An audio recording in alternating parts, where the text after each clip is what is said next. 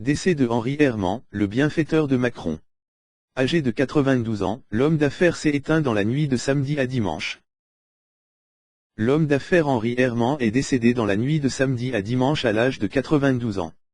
Jadis soutien de Pierre Mendès France et de Michel Rocard, cet ancien résistant et mécène historique de la deuxième gauche, avait mis sa fortune et ses relations au service d'Emmanuel Macron, son jeune fils spirituel, dont il avait été le témoin de mariage en 2007, avec un objectif, faire de l'ancien ministre de l'économie le prochain président.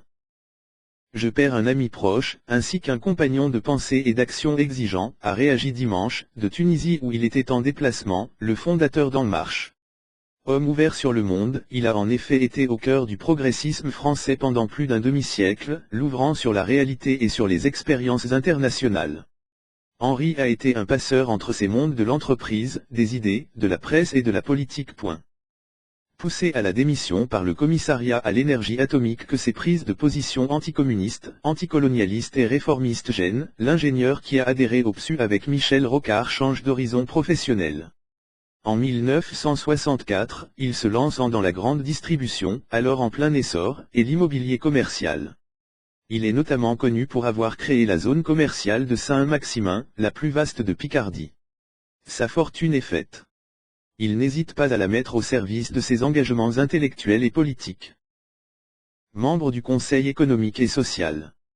Directeur général puis vice-président du quotidien Le Matin de Paris entre 1985 et 1987, membre du Conseil économique et social, entre 1989 et 1994, Henri Herman signe de nombreux articles dans La Quinzaine ou L'Observateur.